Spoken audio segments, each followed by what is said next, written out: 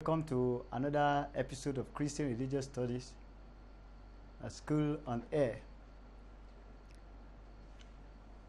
In the last two episodes, our focus was on the preparation of Jesus Christ for the ministry of Jesus Christ. That is, the preparation of Jesus Christ for his ministry. And there we were able to see the baptism of Jesus, where the sonship of Jesus Christ was declared. Then we were able to see the temptation of Jesus Christ. So the three temptations I told you, they are very significant because they serve as, those things that prepare Jesus Christ for his ministry. So today, we want to go into the ministry of Jesus Christ proper, how he started his ministry. And the first thing he did when he started his ministry is what we are going to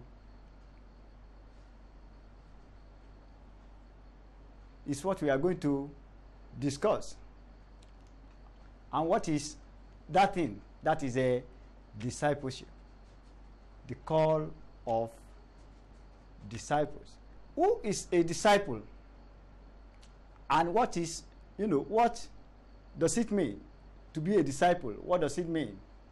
Then we are going to discuss how he called the first four disciples and the fifth disciples. So those are the things we are going to discuss in this episode. Now, all the great teachers of the past, such as Socrates, Plato, Aristotle, Buddha, and Confucius, had disciples. So those teachers that came before Christ, they all call their disciples. When you have something new and you have something, very significant, you want people of the world to know. Now, the first thing, you can't just go to the world and begin to make a broadcast. You cannot even do all those things alone. But you need to start from the grassroots. How do you do that? You call people to your side. And you start by calling one or two people to join you, explain what you have in store for people to them. Then these people will join you. Then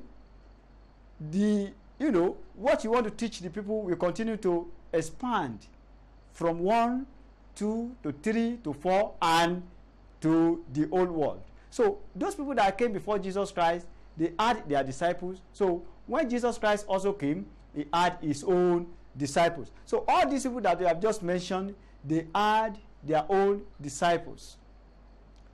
Now, the Jewish rabbis also had their disciples. So it was a tradition. It has become a tradition that if you are a rabbi, then you call people to you. You teach them what to teach people. And I am going to tell you why they needed to do that.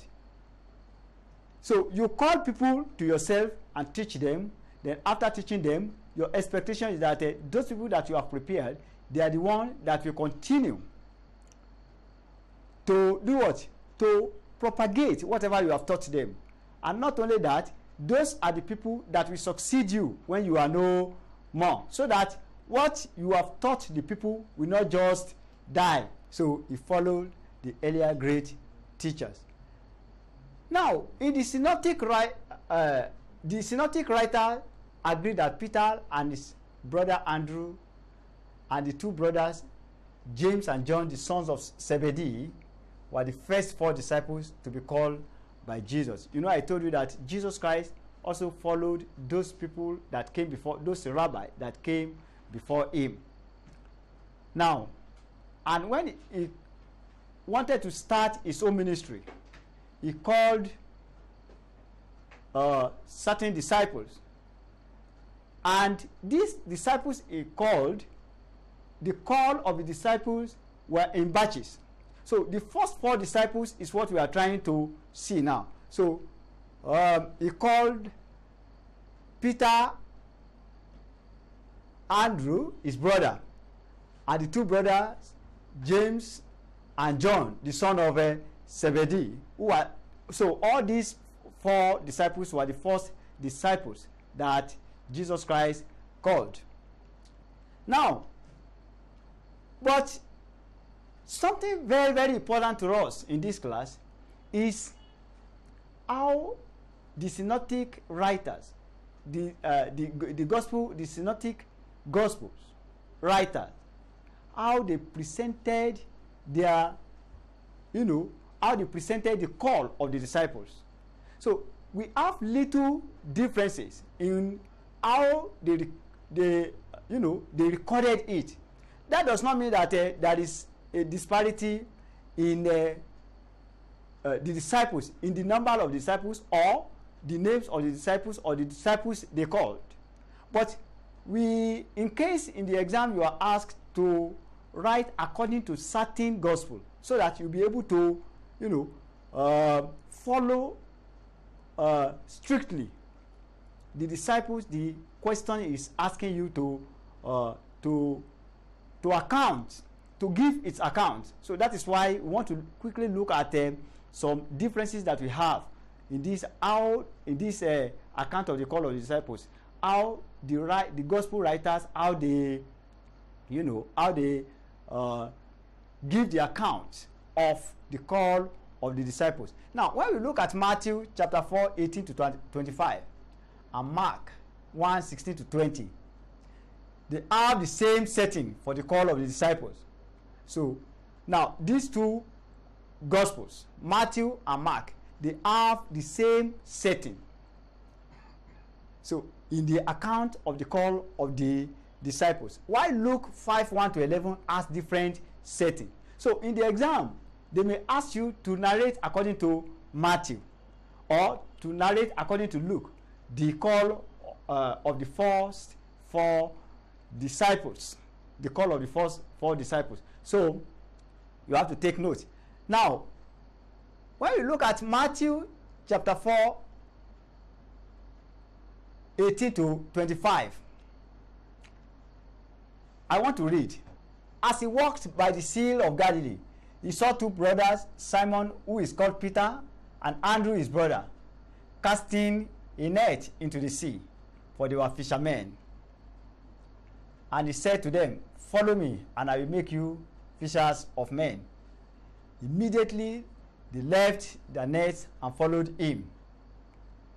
And going on from there, he saw 2 other brothers, James and son of Zebedee, and John his brother, in the boat with Zebedee their father, mending their nets. And he called them. Immediately they left the boat and their father and followed him. So now this is the account of Matthew, and the same, I said the 4 Matthew and Mark, they have the same setting. Okay. And he went about all Galilee, teaching in their synagogues, and preaching the gospel of the kingdom, and healing every disease and every infirmity among the people. So his fame spread throughout all Syria, and they brought him all the sick, those afflicted with various diseases and pains, demoniacs, epileptics, and paralytics, and he healed them. Then 25, and great crowds followed him from Galilee and the Decapolis, and Jerusalem and Judea, and from beyond the Jordan. Now, if you are asking the exam to give the account of Matthew, verses 23 to 25, so you have to make emphasis in that, on that verse 23 to 25. So your emphasis on those 3 verses will tell the examiner that you have mastered the account of the Gospel of Matthew. Now, because verse 23, what Matthew has in verses 23 to 25, you don't have that in Luke. So now, but when you look at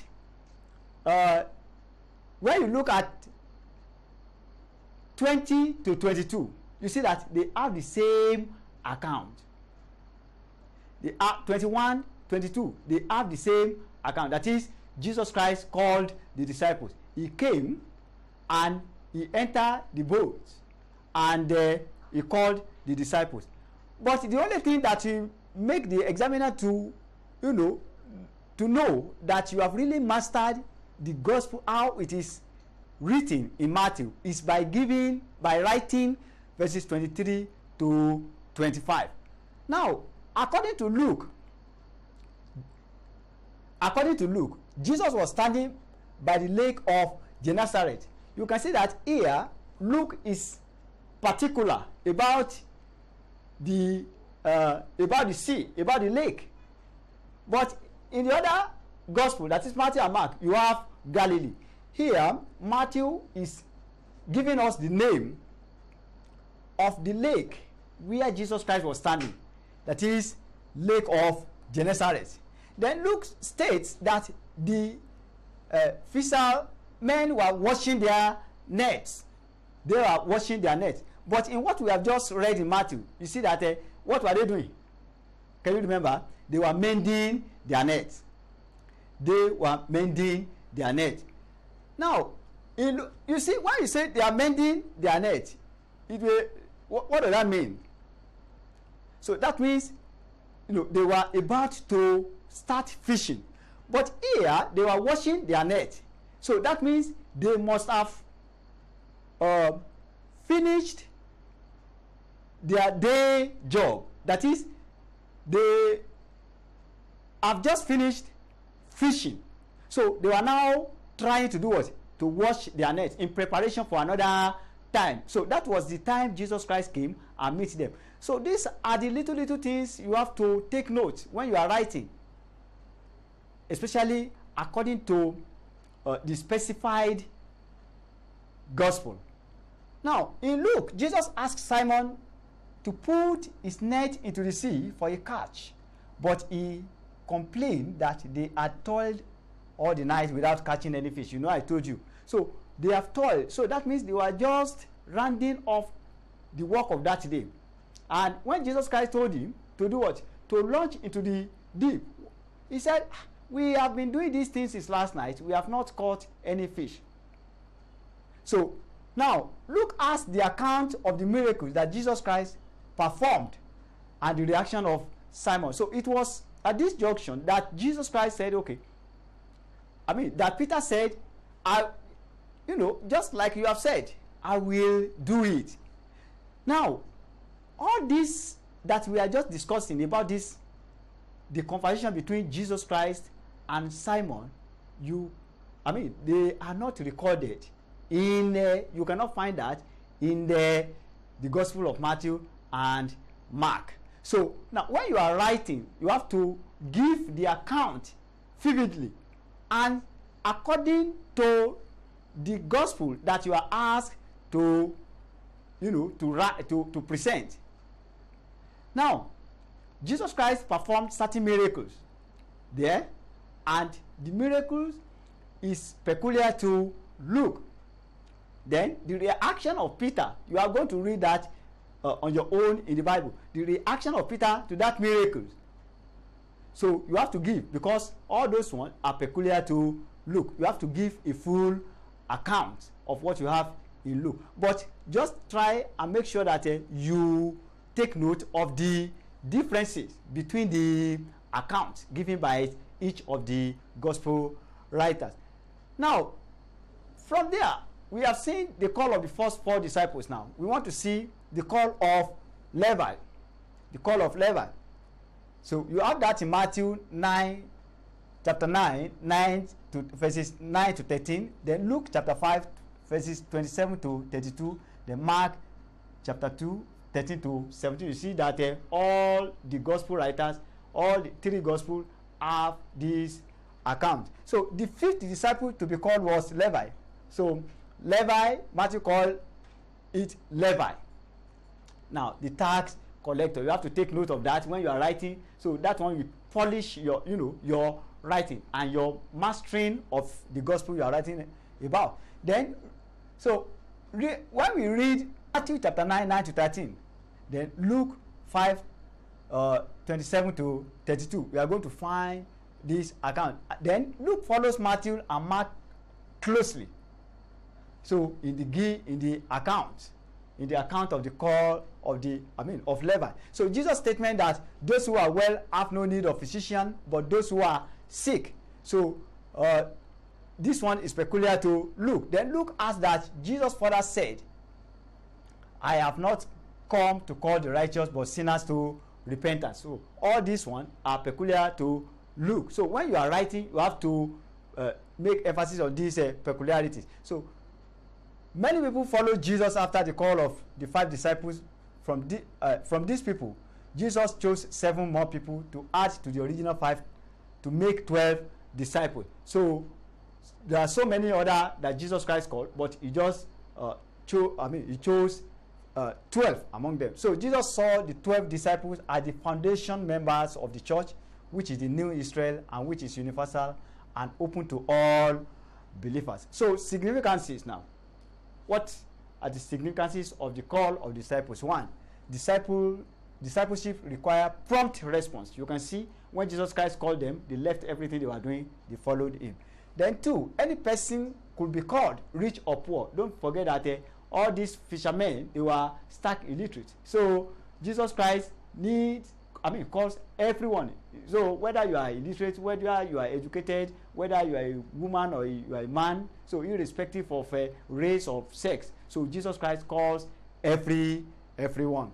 Then the repentance of sinners is paramount in the ministry of Jesus. So what is so significant in the ministry of Jesus Christ is the repentance of sinners. So you are a sinner, then just give your life. So let's take these questions and work on them. 1, distinguish between the account of the call to discipleship as shown in Matthew and Luke. Here you are going to take note of what I said. So the differences. So send your responses to the address below and we are going to feed you back. Until I meet you again in the next episode, have a wonderful day.